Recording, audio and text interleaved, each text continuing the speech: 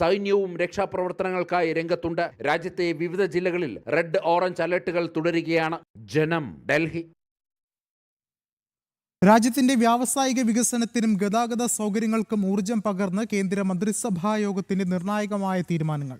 പ്രധാനമന്ത്രി നരേന്ദ്രമോദിയുടെ അധ്യക്ഷതയിൽ ചേർന്ന സാമ്പത്തിക കാര്യങ്ങൾക്കുള്ള ക്യാബിനറ്റ് കമ്മിറ്റി 4294 കോടി രൂപയുടെ പദ്ധതികൾക്ക് അംഗീകാരം നൽകി. രാജ്യത്ത് 3 ആധുനിക കെമിക്കൽ പാർക്കുകൾ സ്ഥാപിക്കുന്നതിനായുള്ള പുതിയ പദ്ധതിക്കും റെയിൽവേ വികസനത്തിനും കേന്ദ്ര സർക്കാർ പച്ചക്കൊടി കാട്ടി. രാജ്യത്തെ അടിസ്ഥാന സൗകര്യ വികസനവും വ്യാവസായിക നിർമ്മാണവും ലക്ഷ്യമിട്ടാണ് കേന്ദ്ര സർക്കാരിന്റെ പുതിയ പദ്ധതികൾ. കേന്ദ്ര ബജറ്റിൽ പ്രഖ്യാപിച്ച ഭവ്യ രസായൻ പദ്ധതിക്കായി 3030 കോടി രൂപ വകയിരുത്തി. അടുത്ത 5 വർഷത്തിനുള്ളിൽ രാജ്യത്ത് 3 ലോകോത്തര കെമിക്കൽ പാർക്കുകളാണ് ഇതിലൂടെ നിലവിൽ വരിക.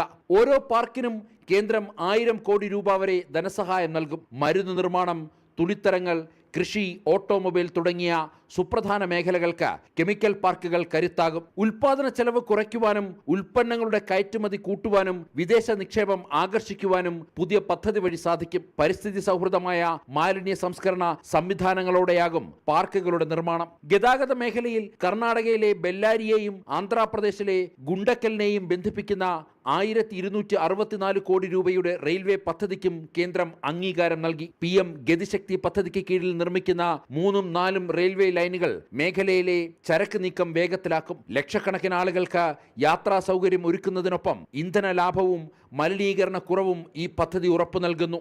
माननीय प्रधानमंत्री जी का जो आत्मनिर्भर भारत बनाने का संकल्प है और जो भारत का बहुत बड़ा विकसित भारत बनाने का जो बहुत बड़ा that big goal that we have taken for our country, उसमें आप देख रहे हो step by step, whether it is semiconductors, whether it is chemicals, whether it is biopharmaceuticals, whether it is digital agriculture mission, इन सब चीज़ों का step by step एक एक करके वो सारी चीज़ें तैयार हो रही है जो कि बेसिकली विकसित भारत बनाने के लिए देश को तैयार करती है.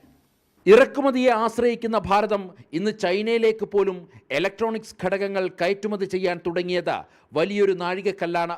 ആദ്യ സെമി കണ്ടക്ടർ പദ്ധതി വൻ വിജയമായതോടെ 2ാം ഘട്ടത്തിനും സർക്കാർ അംഗീകാരം നൽകി. മൊബൈൽ ഫോൺ നിർമ്മാണ രംഗത്തും ഭാരതം ആഗോള ശക്തിയായി മാറിക്കഴിഞ്ഞതായി മന്ത്രിസഭാ തീരുമാനങ്ങൾ വിശദീകരിക്കവേ കേന്ദ്രമന്ത്രി അശ്വിനി വൈഷ്ണവ് അറിയിച്ചു. ജനം, ഡൽഹി.